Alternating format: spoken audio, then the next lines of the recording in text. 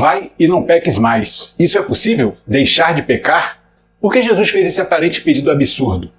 Vai e não peques mais. Entenda o real e extraordinário conceito por trás desse imperativo de Jesus àquela mulher adúltera e que pode te dar uma visão além do alcance.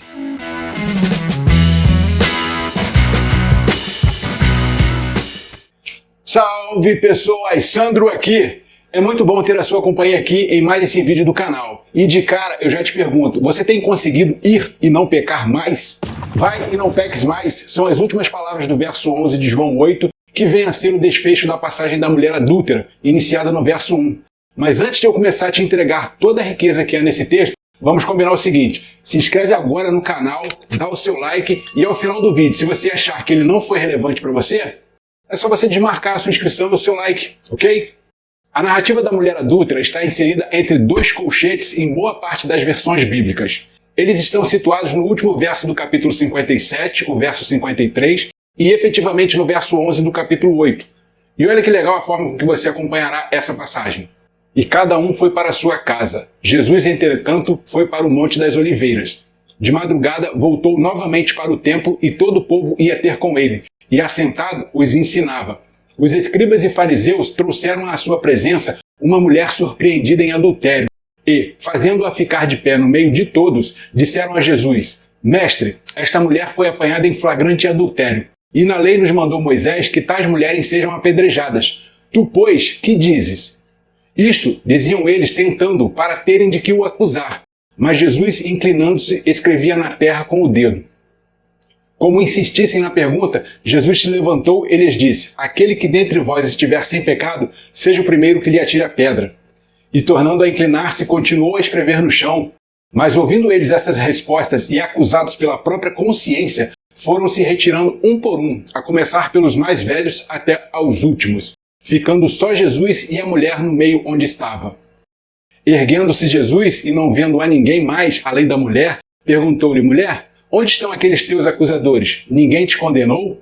Respondeu ela: Ninguém, Senhor. Então lhe disse Jesus: Nem eu tampouco te condeno. Vai e não peques mais.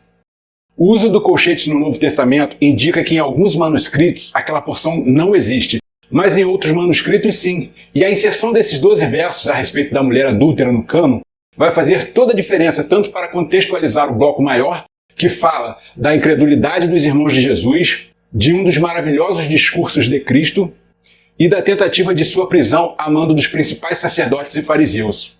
Quanto também fará diferença para uma aplicação para a minha e para a sua vida. Analise comigo. Nos versos 30 a 32, ainda no capítulo 7, é dito: Então procuravam prendê-lo, mas ninguém lhe pôs a mão, porque ainda não era chegada a sua hora. E contudo, muitos de entre a multidão creram nele e diziam: Quando vier o Cristo, fará porventura maiores sinais do que este homem tem feito? Os fariseus, ouvindo a multidão murmurar estas coisas a respeito dele, juntamente com os principais sacerdotes, enviaram guardas para o prenderem. A conclusão dessa investida está pouco mais à frente, nos versos 45 e 46. Voltaram, pois, os guardas à presença dos principais sacerdotes e fariseus, e estes lhes perguntaram: Por que não o trouxestes? Responderam eles: Jamais alguém falou como esse homem. E o que esse homem falou? Como eu já disse, um discurso maravilhoso, o qual, por causa do tempo, eu vou destacar apenas o que está em João capítulo 7, versos 37 e 38. Porém, eu preciso que você preste bastante atenção neles. No último dia, o grande dia da festa, levantou-se Jesus e exclamou: Se alguém tem sede, venha a mim e beba. Quem crer em mim, como diz a Escritura, do seu interior fluirão rios de água viva. Após a frustrada tentativa de prisão de Jesus, é que surge essa maravilhosa história da mulher adúltera. Na tentativa de ainda conseguir prender a Jesus, agora os escribas e fariseus lhe armam uma cilada para terem com o que acusá-lo. Porém, Jesus começa a escrever no chão de terra com o seu dedo. A Bíblia não relata o conteúdo dessa escrita, mas existem duas linhas defendidas pelos comentaristas que ambas fazem todo sentido para a ocasião. Uma dessas linhas é extraída de Jeremias 17:13, onde Jesus estaria escrevendo o nome de todos aqueles acusadores munidos de pedras e prontos a cometer um feminicídio. Ó Senhor, esperança de Israel, todos aqueles que te deixam serão envergonhados. O nome dos que se apartam de mim será escrito no chão, porque abandonam o Senhor, a fonte das águas vivas.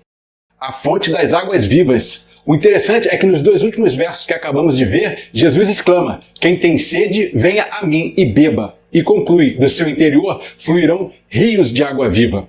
Percebeu que, mediante um estudo responsivo da Bíblia, os achismos e as heresias caem por terra e a devida compreensão do texto sagrado se torna muito mais fácil?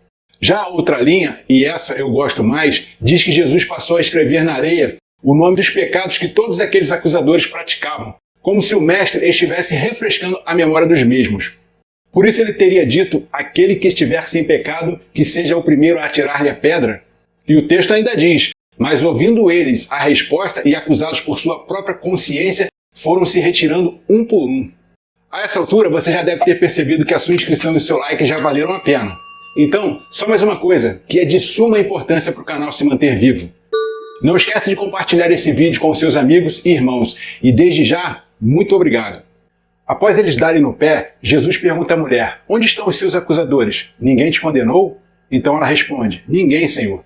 E aí, Jesus encerra o caso: nem eu também te condeno. Vai e não peques mais.